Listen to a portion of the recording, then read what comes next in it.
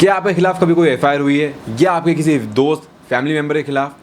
क्योंकि एफआईआर जब किसी के खिलाफ होती है तो एफआईआर मिलते ही ऐसा लगता है कि ज़िंदगी बर्बाद हो गई।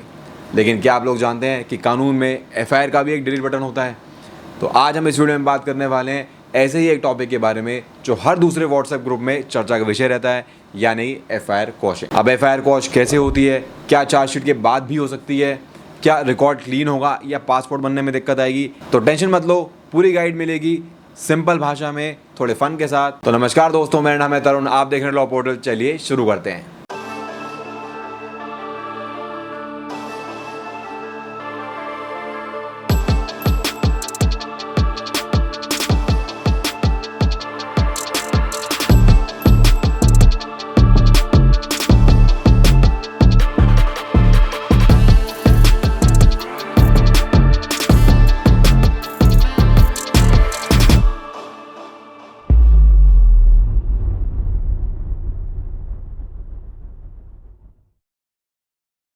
सबसे पहले समझते हैं कि एफआईआर क्वॉशिंग होती क्या है।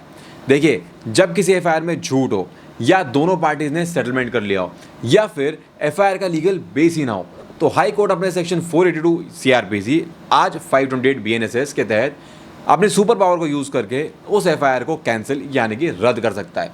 और उसी को हम बोलते हैं एफआईआर क्वॉशिंग, यानी कि legal delete button of the FIR, कि जो एफआईआर हुई वो अब डिलीट हो चुकी है। टेक्निकल भाषा में समझें तो ये होता है कानून का control plus alt plus delete. आप समझते हैं कि एफआईआर क्वॉश कराएं कैसे। देखिए, सबसे पहले तो एफआईआर क्वॉश कराने के लिए हाई कोर्ट में पिटीशन डालनी पड़ती है। अब हाई कोर्ट में पिटीशन कैसे डलेगी, तो उसके लिए आपको सबसे पहले एक अच्छे वकील साहब से मिलना पड़ेगा जिनको हाई कोर्ट का एक्सपीरियंस हो। एक अच्छे वकील साहब ही आपके लिए एक अच्छी पिटीशन बना पाएंगे। उसके लिए उसमें आपको अपने वकील साहब को सारे फैक्ट्स बताने पड़ेंगे। अगर मामला सेटलमेंट का है तो उन्हें सेटलमेंट की डिटेल्स देनी पड़ेगी, सेटलमेंट एग्रीमेंट देना पड़ेगा। और अगर आपको लगता है कि एक एफआईआर कोई बेसिस ही नहीं है, तो वो आपको क्यों लगता है, आपको वो वाले डॉक्यूमेंट्स देने पड़ेंगे।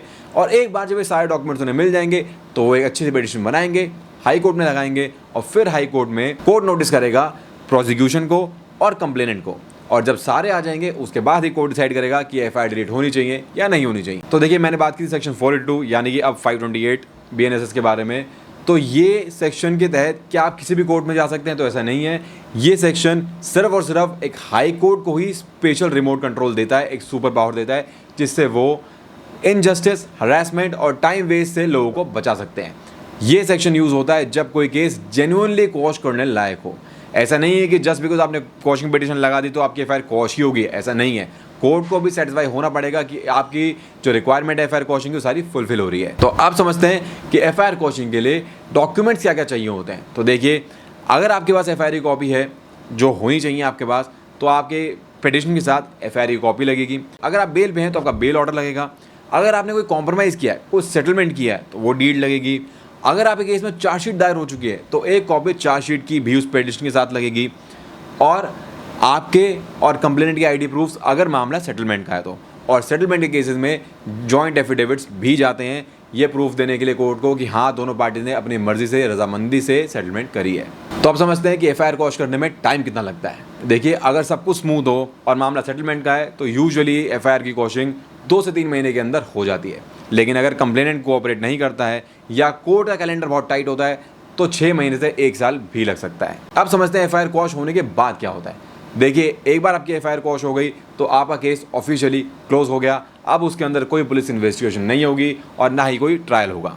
लेकिन ध्यान रहे कि ऐसे केसेस में आपको कोर्ट के ऑर्डर को बहुत संभाल के रखना चाहिए, क्योंकि वो फ्यूचर वेरिफिकेशन में कभी भी काम आ सकता है। अब कोर्ट के ऑर्डर से मेरा मतलब है कि आप ऑर्डर की सर्टिफाइड कॉपी निकाल के रखें। ऐसा ना हो कि आप सिर्फ कोर्ट की वेबसाइट से ऑनलाइन डाउनलोड कर लें, क्योंकि कई बार जब वेरिफिकेशन की बात आती है तो कोर्ट डाउनलोडेड ऑर्डर्स काम नहीं आते हैं। क्योंकि पास्ट में ऐसे कई बार देखा गया है कि लोग फर्जी ऑर्डर भी बना देते हैं, वो भी हाई कोर्ट के, लोगों को बहलाने फुसलाने के लिए। और फिर जब वो उस ऑर्डर को कहीं वेरिफिकेशन के लिए देते हैं तो पता लगता है कि भैया कभी आपका मुकदमा तो ख़त्म हुआ ही नहीं था, और उल्टा एक ट्रायल लड़ते लड़ते आप एक दूसरे फ्रॉड और फोर्जरी का भी हिस्सा बन जाते हैं। तो अगर आपने कोई पिटिशन लगाई, आपके फेवर में ऑर्डर आ गया, आपकी एफआईआर खत्म हो गई, तो मेक श्योर आप अपने वकील साहब से बात करें और उस ऑर्डर की सर्टिफाइड कॉपी निकलवा के रखें। तो क्या एफआईआर क्वॉश होने के बाद भी चार्जशीट डल सकती है? तो जैसे मैंने आपको बताया, एफआईआर क्वॉश होने के बाद कोई इन्वेस्टिगेशन नहीं हो सकती, तो चार्जशीट भी नहीं डलेगी। जहां एक बार एफआईआर क्वॉश हो गई, वहां आपका केस खत्म हो गया। बहुत बार लोग मुझसे पूछते हैं कि भैया हमारे ऊपर जो एफआईआर है, अब पता नहीं वो हमने कॉम्प्रोमाइज़ तो कर लिया, लेकिन वो हाई कोर्ट क्वॉश करेगा या नहीं। तो देखिए, कॉम्प्रोमाइज़ एक बहुत मेजर ग्राउंड होता है एफआईआर क्वॉश करने का, लेकिन ये भी एक सच्चाई है कि हर कॉम्प्रोमाइज़ में केस क्वॉश नहीं होते।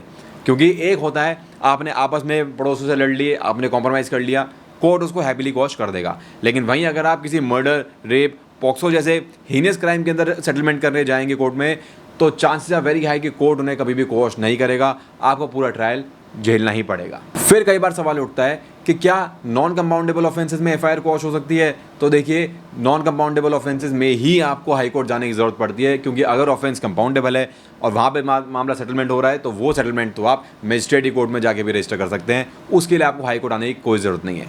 आप समझते हैं कि जब एक बार आपके खिलाफ एफआईआर क्वॉश हो गई, तो क्या आप किसी भी तरीके की पुलिस वेरिफिकेशन में कोई दिक्कत आएगी? तो इसका आंसर है नहीं। पुलिस वेरिफिकेशन में आपके खिलाफ कोई भी दिक्कत नहीं आएगी। हाँ, कई बार ये ज़रूर हो सकता है कि उस वेरिफिकेशन में ये लिखा है कि एफआईआर क्वॉश्ड बाय हाई कोर्ट। अब देखिए, ये आपके लिए बिल्कुल भी नेगेटिव नहीं है, बट क्योंकि कई बार ऐसी चीज़ें आती हैं, कई बार कोई एम्प्लॉयर आपकी वेरिफिकेशन करा लेता है, कभी आपको पासपोर्ट वेरिफिकेशन चाहिए, किसी भी तरह की वेरिफिकेशन हो सकती है।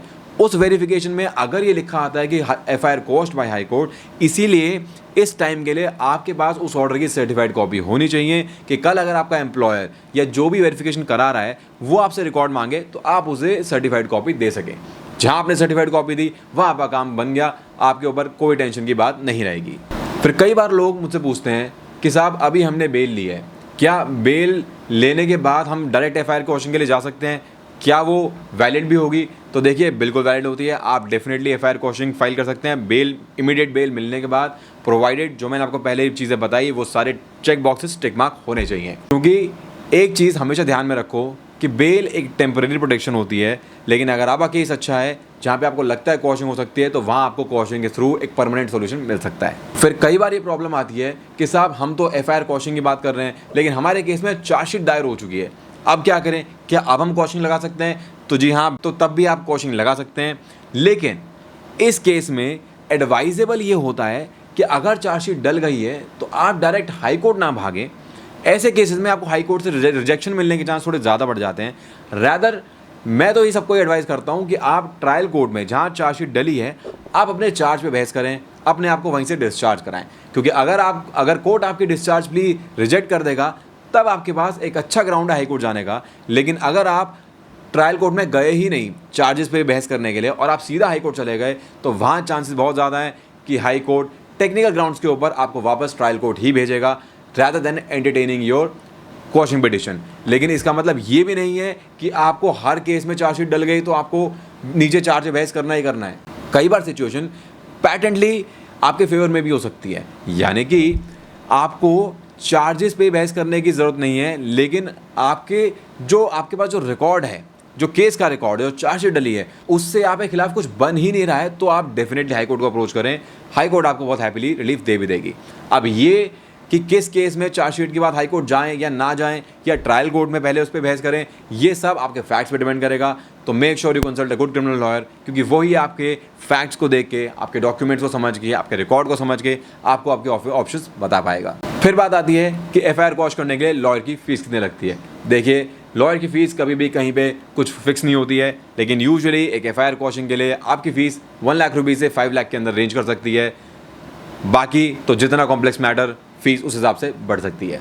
और इस केसेस में मैं बिल्कुल भी किसी डेजिग्नेटेड सीनियर की फ़ीस की बात नहीं कर रहा हूं, तो कृपया आप उसको इसमें ना जोड़ें। फिर बात आती है कि अगर आपकी एफआईआर क्वॉश हो गई तो क्या पासपोर्ट बनने में भी कोई प्रॉब्लम आ सकती है? तो देखिए, यूजुअली कोई प्रॉब्लम नहीं आती है। जैसे मैंने आपको बताया कि अगर आपकी वेरिफिकेशन होगी और वेरिफिकेशन में ये लिखा जाता है कि भाई देयर वाज एन एफआईआर, लेकिन वो एफआईआर हाई कोर्ट से क्वॉश हुई है, तो आप उस दिन के लिए अपने पास सर्टिफाइड कॉपी रखें और वो ऑर्डर पासपोर्ट अथॉरिटी को दें, आपको कोई दिक्कत नहीं आएगी। फिर कई बार क्वेश्चन आता है कि एफआईआर क्वॉश होने के बाद क्या क्रिमिनल रिकॉर्ड बना रहता है या वो क्लीन हो जाता है? देखिए, ये बहुत ही फैक्चुअल चीज़ रहती है, बट मोर और लेस मेजरली आपका रिकॉर्ड एकदम क्लीन हो जाता है, क्योंकि जहाँ एफआईआर ही क्वॉश हो गई वहाँ पे आपका क्रिमिनल रिकॉर्ड ही खत्म हो गया। और जब आपके पास सर्टिफाइड कॉपी है ऑर्डर की, फिर तो कहना ही क्या। बस प्रॉब्लम तब आती है जब पुलिस का डेटाबेस टाइम से अपडेट नहीं होता। और हम सबको पता है सरकारी एजेंसी कैसे काम करती है। तो आप अपने आप को स्ट्रॉन्ग रखें, अपने ऑर्डर की कॉपी हमेशा अपने साथ रखें। तो दोस्तों ये था आपका फुल ऑन एफआईआर क्वॉशिंग गाइड। अगर वीडियो पसंद आया हो तो लाइक करें, सब्सक्राइब करें और कमेंट करके बताएं कि कौन सा टॉपिक नेक्स्ट कवर करें। और हाँ, अगर किसी भाई या बहन के अगेंस्ट एफआईआर है तो इस वीडियो का लिंक भेजना ना भूलें। मिलते हैं नेक्स्ट वीडियो में। Till then take care, bye bye.